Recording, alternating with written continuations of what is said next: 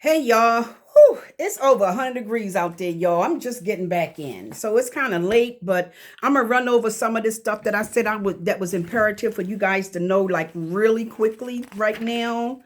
So and point out some things, and then I'm gonna come back with part two. So this is in essence the current issues in nutrition, okay?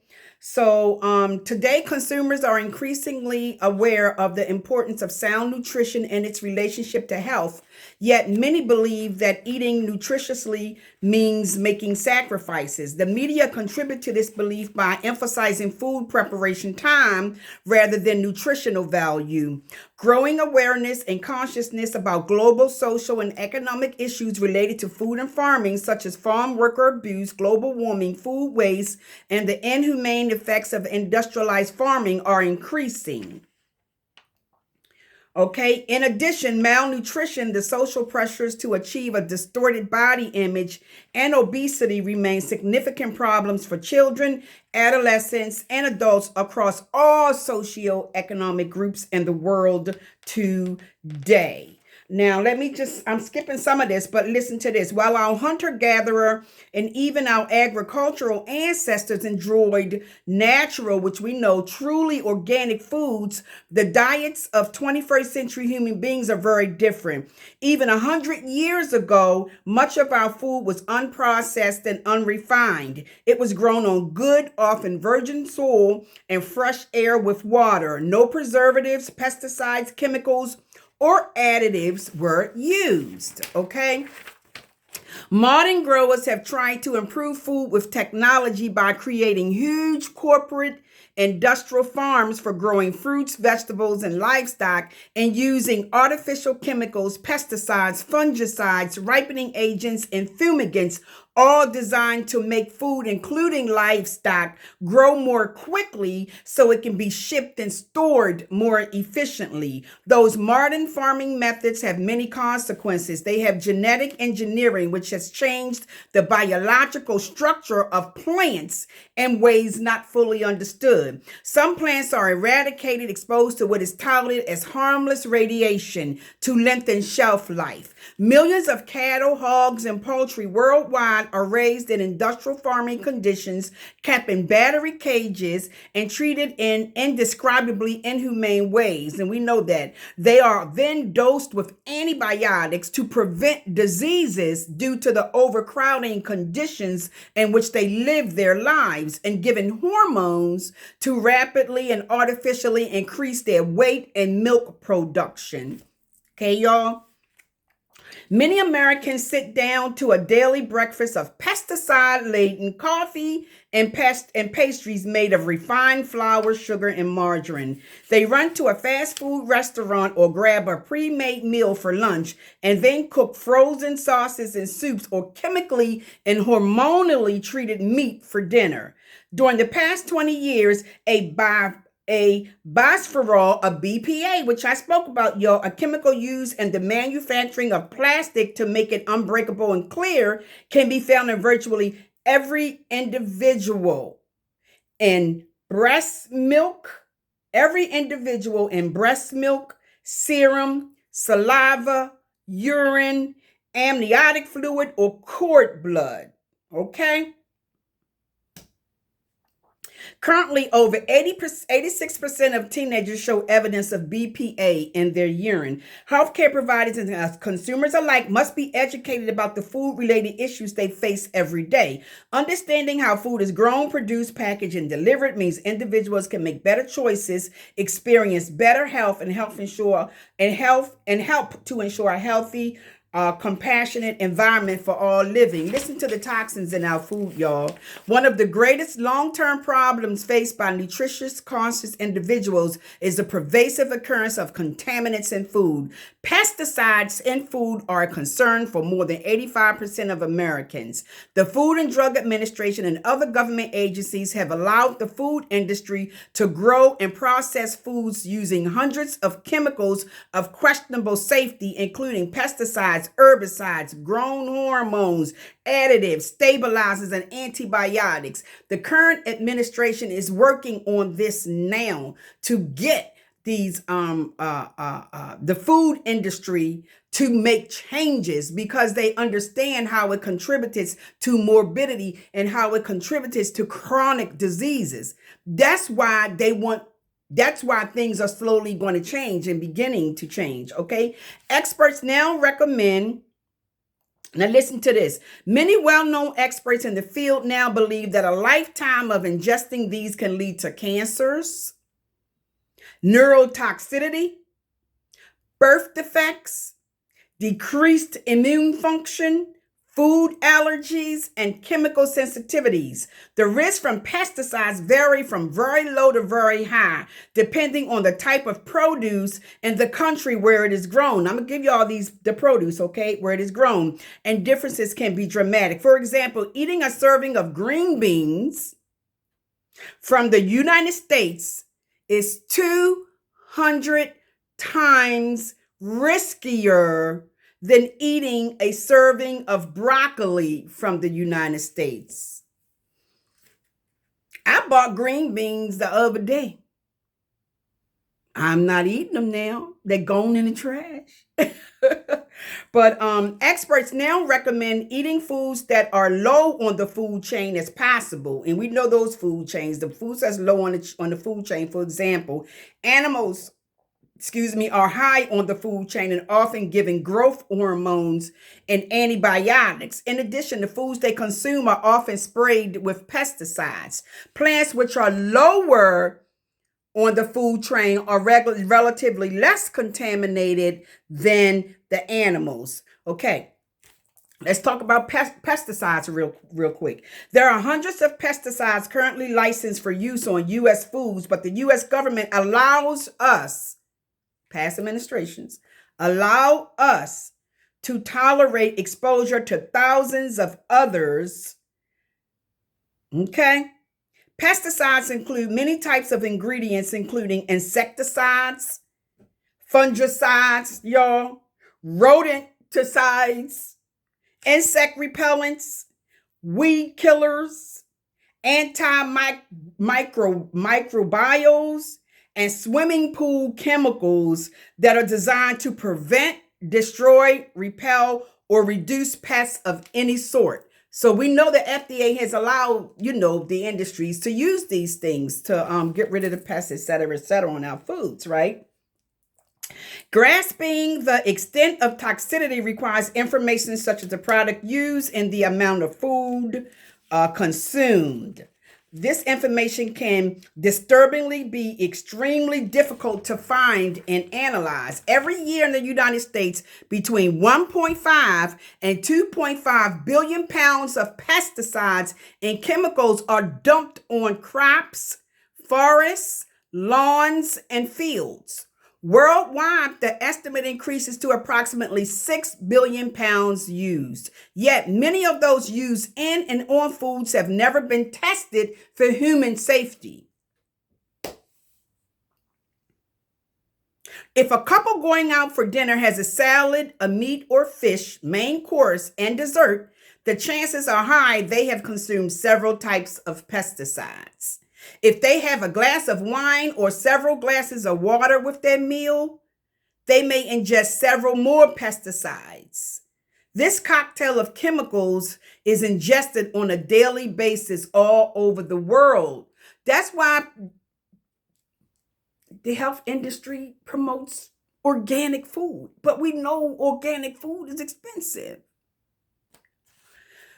The World Health Organization and the EPA, U.S. FDA, and U.S. Department of Agriculture all play a role in ensuring pesticides in our food do not exceed specified levels assumed to be safe. But listen to this. In 1999, 40% of U.S. produce tested had pesticide residuals, and 1% of the food tested violated standards. Today, listen to this, y'all. That was in 99. Today, the number of foods tested that have pesticide residue is estimated to be approximately 85%. Double what was found just 20 years ago.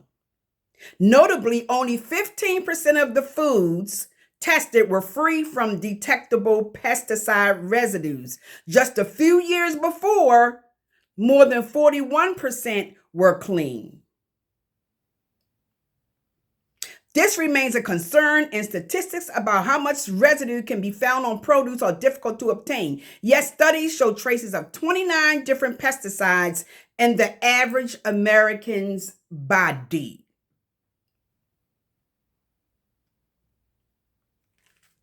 I'm going to read a little bit more, y'all, but I'm going to come back another day, but I'm going to point out a couple more things. The individual safety of pesticides is one aspect of concern, but what has not been tested and raises serious questions of safety are the health effects from the combined synergistic effects of the ingestion of multiple pesticides by consumers. At present, the Office of Pesticide Programs at the EPA does not count multiple exposures to the same pesticide when it calculates permitted levels. If it did, the totals could at times exceed 500% of the allowed daily intake. 500%, y'all, of pesticides, okay? In our bodies. Daily intake. These chemical cocktails have demonstrated life-threatening and lethal effects in animal studies, but for obvious reasons have not been tested in humans.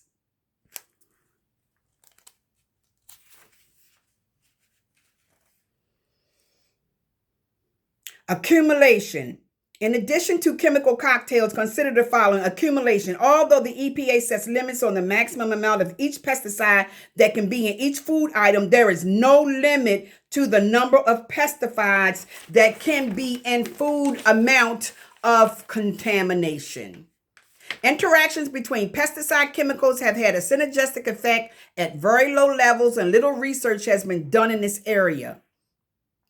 There is a higher risk of adverse health consequences if the exposure to pesticides occurs during pregnancy or during early childhood. Toxins in a child's body can do more damage than those in an adult's body because a child's organs and systems are still developing. In addition, children eat more food relative to their body weight than adults. Even small amounts of pesticides can alter the brain chemistry of a fetus or child during critical stages of development. What is that? ADHD? What are some of these things that childhood diseases? How much of it do you think is coming from this stuff?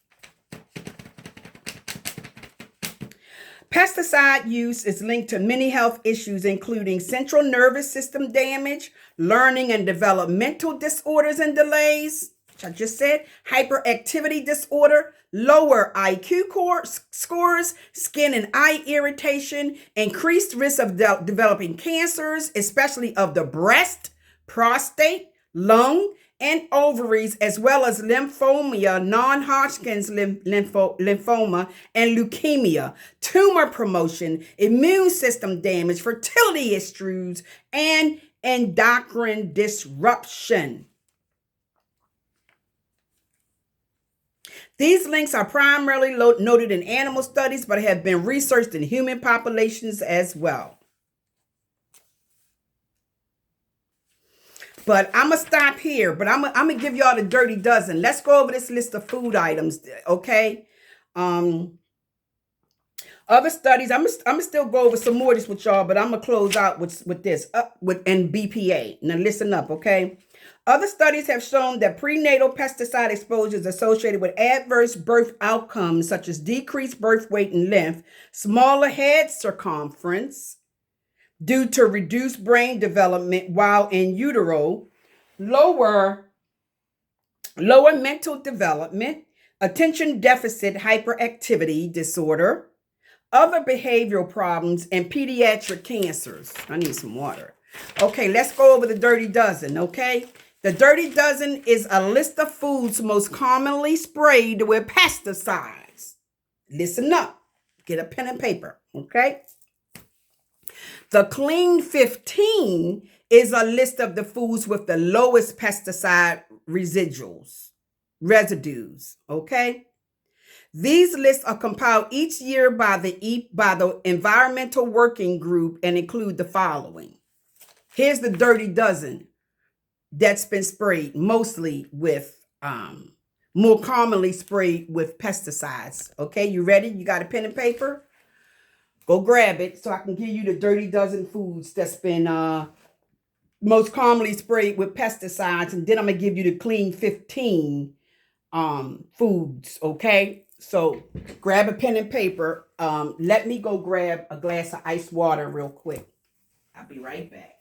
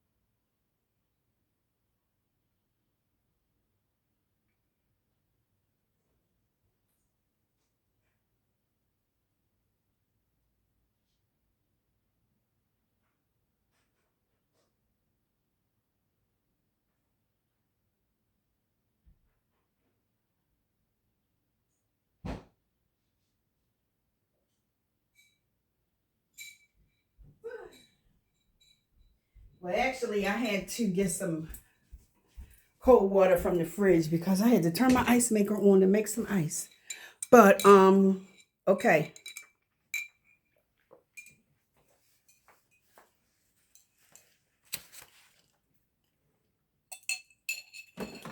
Do you have a pen and paper? You ready for the Dirty Dozen? Strawberries. It's a Dirty Dozen. Spinach. Y'all, I put spinach in my smoothie all the time, which I'm changing up. Nectarines. Apples. I'm not saying that, look, y'all, talk with your doctor and do your research. I ain't saying you need to stop eating them, but you probably gotta, I don't know, clean them really, really good.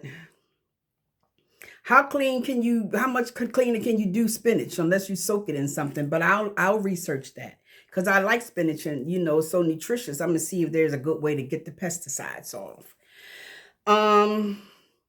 Grapes, peaches, cherries, pears, tomatoes, celery, potatoes, sweet bell peppers. That's the Dirty Dozen. Okay? Food most commonly sprayed with pesticides. Now here's the Clean 15. Is a list of the foods with the lowest pesticide residues. You ready for the Clean 15? Well, let me go over the Dirty Dozen again. All right, y'all, write it down. Strawberries, spinach, nectarines, apples, grapes, peaches, cherries, pears, tomatoes, celery, potatoes, and sweet bell peppers. The Clean 15, avocados, sweet corn, pineapples, onions, papayas, frozen sweet peas, asparagus, mangoes, honeydews, kiwis, cantaloupe, domestic, cauliflower, broccoli, cabbages, and eggplants. That's the Clean 15.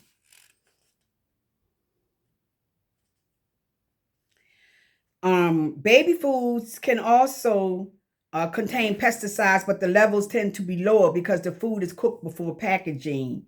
Blah, blah, blah, blah. The United States has no special rules for pesticide residues in baby food, and samples of American baby food, especially applesauce, peaches, and green beans, have exceeded the European limit. Choosing organic food, especially when consuming the Dirty Dozen, is an effective way to avoid the effects of pesticides. So if you're going to buy and eat the Dirty Dozen, try and do organic. Buy organic. That's what they're saying. Okay?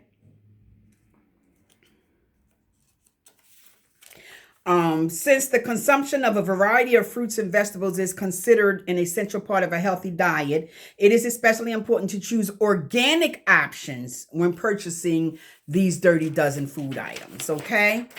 Now let me y'all, that growth hormone that's in milk that they inject in cows. Look, we'll talk about that later. I do growth hormones next, but let me I want to do this part really quickly, but I'll do some of it now. I might as well. Growth hormones. The most common growth hormone is a recombinant bovine growth hormone called RBGH, with the FDA originally approved in 1993 as a genetically engineered synthetic version of the hormone naturally produced by cows. The European Union, Canada, and other countries do not permit its use. American Cancer Society says the European Union and Canada, they don't permit the use of that. Recombinant BGH was designed to increase milk production by as much as 25%, which is economically unnecessary because American dairy farmers already produce a surplus of milk. So why are they injecting the cows with this? Okay. The hormone is injected twice a month into approximately 30% of all milk producing cows. I don't drink milk. I drink almond milk. I don't drink cow's milk. Somatotropin is the human form of growth hormone and is made by the pituitary gland to promote cell replication and growth. Bovine growth hormone, called bovine somatotropin or BST, is the natural form of this hormone in cattle. Recombinant bovine growth hormone or recombinant bovine somatotropin are both growth hormones made in the lab using genetic technology and can differ from the naturally occurring bovine somatotropin by one amino acid. Both the natural and recombinant forms of the hormone stimulate cow's milk production by increasing the levels of a hormone called insulin-like growth factor. Concerns about possible health effects on humans from milk produced using this RBGH have focused on two main issues. Does drinking milk from RBGH treated cows increase blood levels of growth hormone in consumers? If it does, would this have any health effects in people?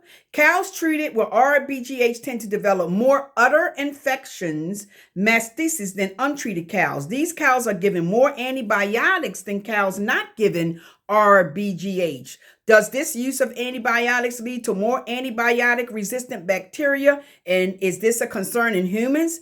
This remains a serious concern that continues to be examined. Some research has suggested links between RBGH and prostate, breast, colorectal, and other cancers. BGH is not active in humans, so it is not the focus of research. In addition, up to 90% of RBGH is destroyed during the pasteurization process. Up to 90%. That's why they want people to drink pasteurized milk. I think it's the pasteurized, and they don't want people buying and drinking unpasteurized, because some people think they can go to these markets and get I think it's the unpasteurized,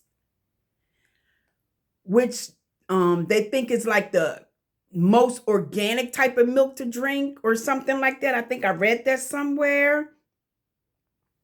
But anyway, do your research on that part. Pasteurized milk and unpasteurized milk, which is healthier. Okay.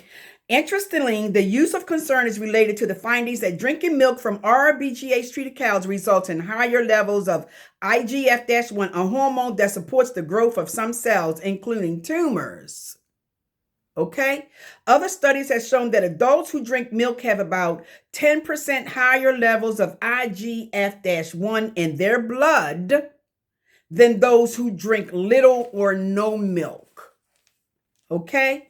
But this same finding has also been reported in people who drink soy milk, suggesting that the increase of IGF-1 may not be specific to cow's milk. Instead, it may be caused by protein, minerals, or some other factors in milk unrelated to RBGH.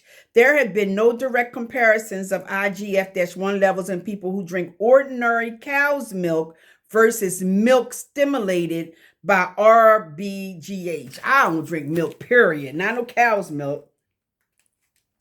But here it is. The FDA does not require labeling of BGH-laced products, including yogurt, cheese, and other dairy products, and milk products are not required to label their products as free of BGH, even when they are.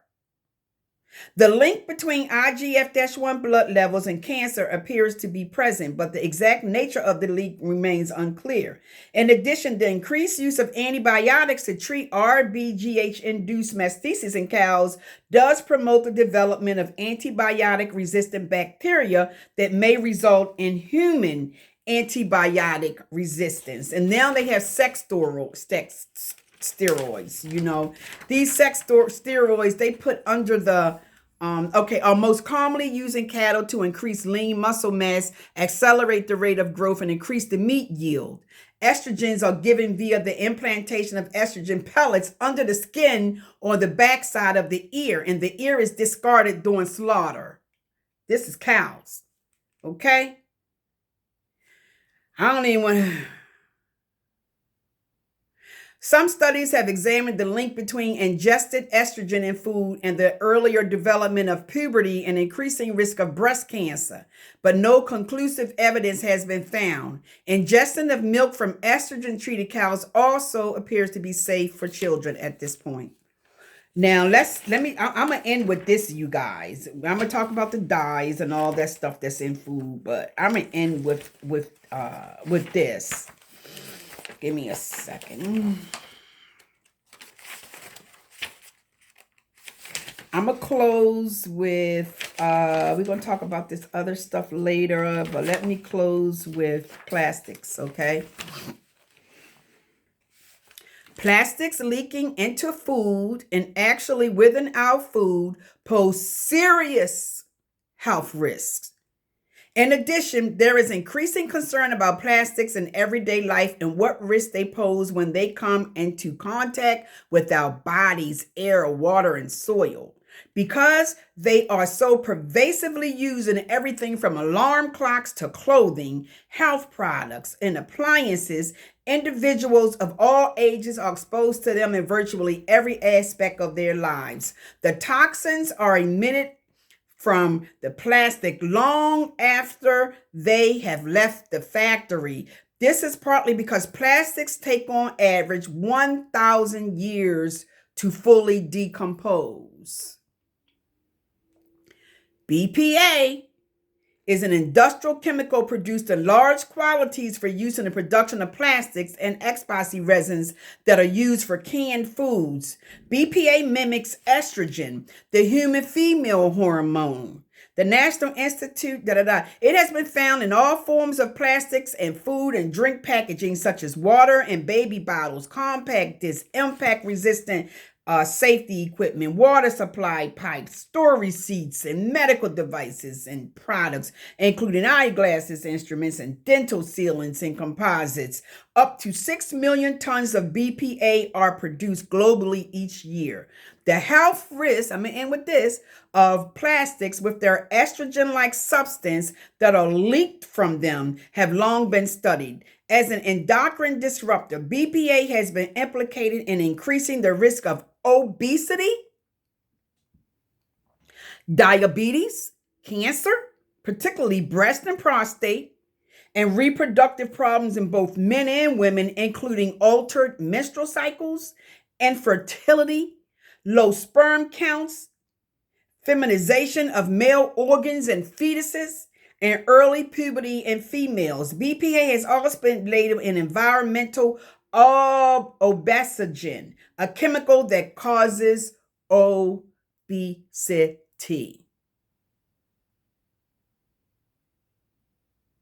By converting the inactive hormone cortisol to the active hormone cortisol in adipose tissue. BPA promotes adipogenesis, the generation of fat cells.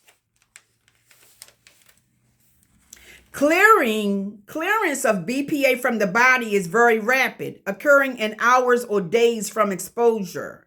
But the human body is extremely sensitive to very small changes in estrogen and other sex hormones. Continual exposure to BPA means that most individuals no longer have any time when their bodies are clear of BPA.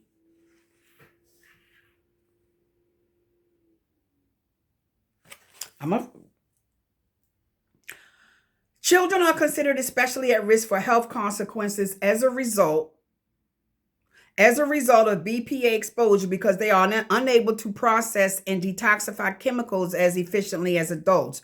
Birth defects, childhood cancers, immune disorders such as allergies and asthma, neuropsychiatric disorders such as autism spectrum disorder, depression, learning disabilities, depression, bipolar disorder, and attention deficit hyperactivity disorder have been increasing in recent years. The link to environmental toxins such as BPA, including those ingested via food, continues to be proposed in the literature. And in the research. The CDC has estimates that over 90% of U.S. citizens have BPA in their urine or blood. Significant levels of BPA have been measured in ambient air, house, dust, and river and drinking water. BPA is readily absorbed by the skin. However, the primary source of exposure to BPA is through the diet. BPA is now found in breast milk, serum, saliva, amniotic fluid, and cord blood, as well as urine. Plastics use a vast amount of energy and natural resources in their production.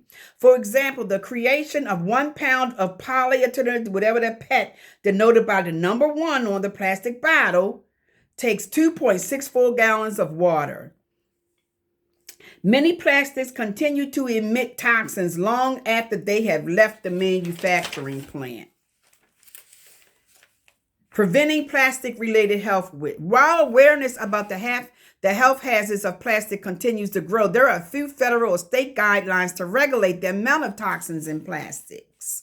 The FDA's current position is that BPA is safe at the very low levels that occur in some foods, but it continues to review ongoing studies.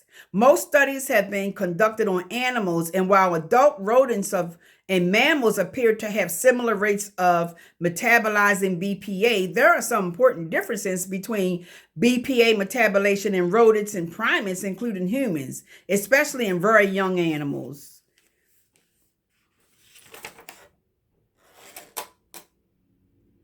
Ooh, this part is showing you the numbers and what they mean on plastics. And also, I don't even know if the number and what they use, and also the list of glass and things like that. And I'll come back and talk about that later, you guys. There is because of the widespread human exposure to BPA through diet and occurrence in the environment, growing public concern, the amount of BPA produced, and the extensive database and animal studies on reproductive and developmental effects. The National Toxicology Program, headquartered at the National Institute of Environmental Health and Sciences, has concluded the following. There is some concern for BPA's effect on the brain, behavior, and prostate gland in fetuses, infants, and children at current exposure levels. There is minimal concern for effects of BPA on the mammary gland and precocious puberty in females, fetuses, infants, and children at current levels of exposure. So there's minimal concern for that. There is minimal concern for workers exposed to higher levels in occupational settings. There is negligible concern that prenatal exposure to BPA will result in fetus and fetal or neonatal mortality, birth defects, or reduced birth weight and growth in offspring.